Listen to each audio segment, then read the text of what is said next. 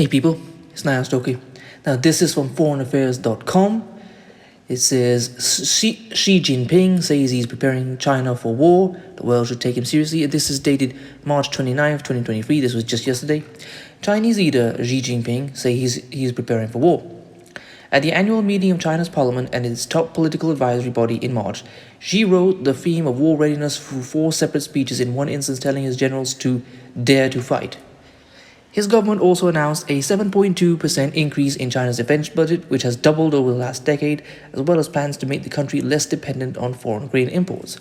And in recent months, Beijing has unveiled new military readiness laws, new air raid shelters in cities across the Straits from Taiwan, and new national defense mobilization offices countrywide. It is too early to say for certain what these developments mean. Conflict is not certain or imminent. But something has changed in Beijing that policymakers and business leaders worldwide cannot afford to ignore. If Xi says he is ready for war, it would be foolish not to take him at his word.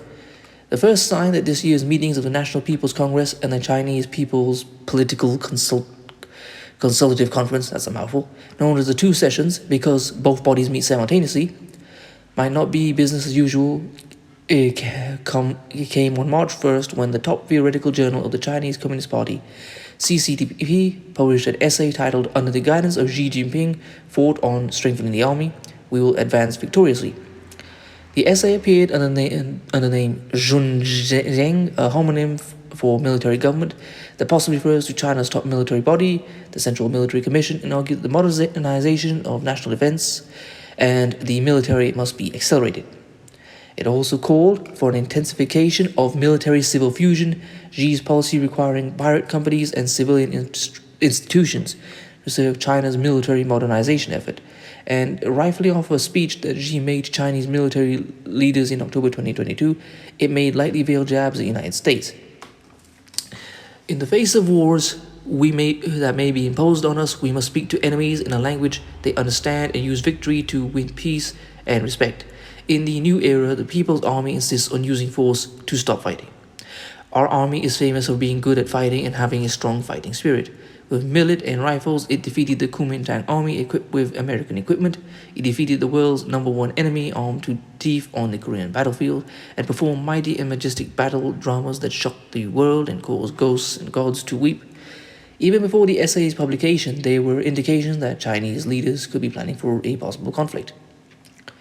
In December, Beijing promulgated a new law that would enable the People's Liberation Army, PLA, to more easily activate its reserve forces and institutionalize a system for replenishing combat troops in the event of a war. Such measures, as the analysts Lyle Goldstein and Nathan Wachter have noted, suggest that Xi may have drawn lessons about military mobilization from Russian President Vladimir Putin's failures in Ukraine. The law governing military reservists is not the only legal change that hints at Beijing's preparations. In February, the top deliberative body of the National People's Congress adopted a decision on adjusting the application of certain provisions of the Chinese criminal procedure law to the military during wartime, which, according to statements People Daily, gives the Central Military Commission the power to adjust legal provisions, including jurisdiction, defense and representation, compulsory measure, case filings, investigation, prosecution, trial, and the implementation of sentences. Although it is impossible to predict how the decision will be used, it could become a weapon to target individuals who oppose a takeover of Taiwan. The PLA might also use it to claim legal jurisdiction over a potentially occupied territory such as Taiwan, or Beijing could use it to compel Chinese citizens to support its decisions during wartime. Since December, the Chinese government has also opened a slew of national defense mobilization offices, or recruitment centers, across the country, including Beijing, Fujian, Hubei, Hunan, Inner Mongolia, Shandong, Shanghai, Sichuan, Tibet, and Wuhan.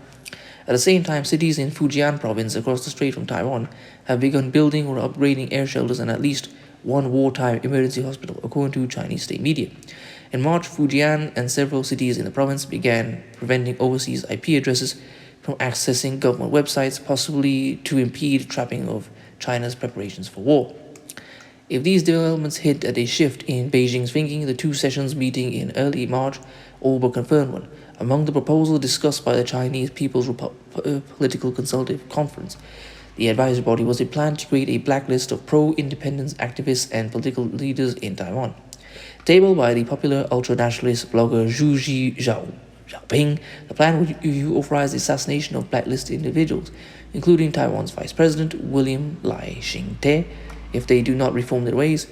Zhu later told the Hong Kong newspaper Ming Pao that his proposal had been accepted by the conference and relayed to relevant authorities for evaluation and consideration.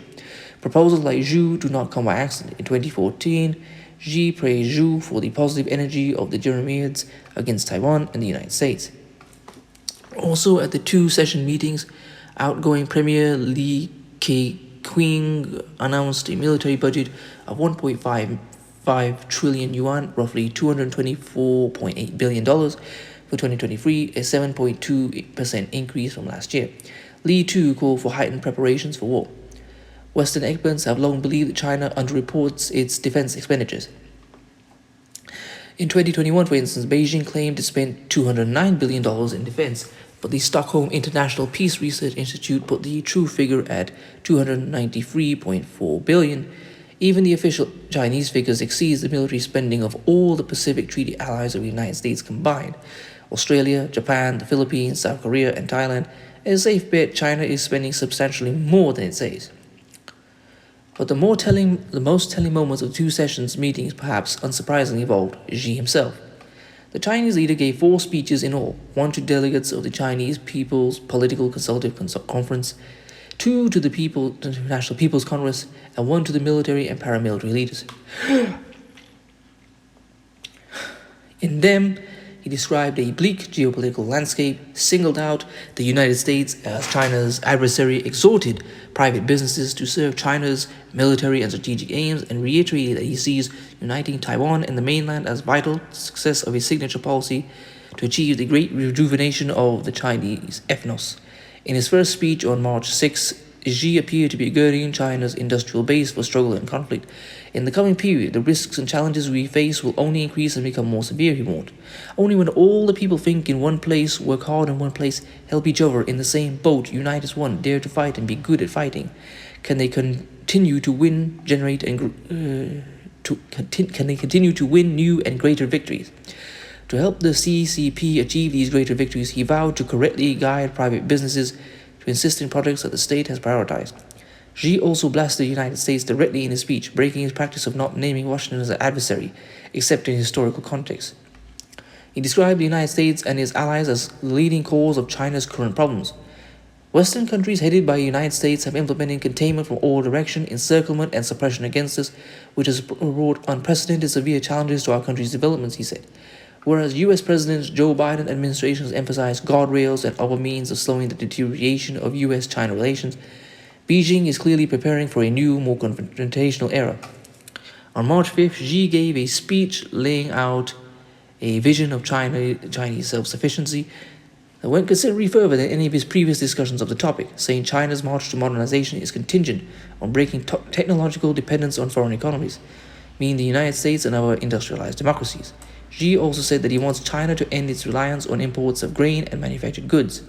In case we're short of either, the international market will not protect us, Xi declared. Li, the outgoing premier, emphasized the same point in his annual government work report.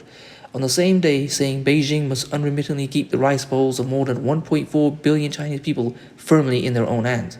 China currently depends on imports for more than a third of its net food consumption.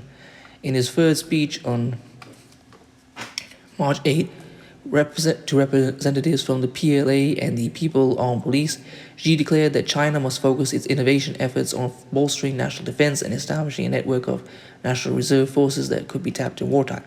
Xi also called for a national defense education campaign to unite society behind the PLA, evoking as inspiration the double support movement, a 1943 campaign by the communists to militarize society in their base area of Yan'an. In his fourth speech, and his first as a third-term president, March 13, Xi announced that the essence of his Great Rejuvenation campaign was the unification of the motherland. Although he has hinted at the connection between absorbing Taiwan and his much-vaunted campaign to essentially make China great again, he has rarely, if ever, done so with such clarity.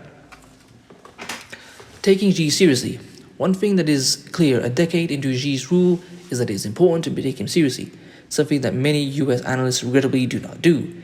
When Xi launched a series of aggressive campaigns against corruption, private enterprise, financial institutions, and the property and tech sectors, Many analysts predicted that these campaigns would be short-lived, but they endured. The same was true of Xi's draconian zero-COVID policy for 3 years, until he was uncharacteristically forced to reverse course in late 2022. Xi is now intensifying a decade-long campaign to break key economic and technological dependencies on a US-led democratic world. He is doing so in anticipation of a new phase of ideological and geostrategic struggle, as he puts it. His message about war preparation and his equating of national rejuvenation with unification mark a new phase in his political warfare campaign to intimidate Taiwan. He is clearly willing to use force to take the island. What remains clear is whether he thinks he can do so without risking uncontrolled escalation with the United States. Okay, that is the end of the article. So please comment, rate, share, and subscribe. I'm going to leave this article in the description, and I'll leave some more if I can find them. Peace.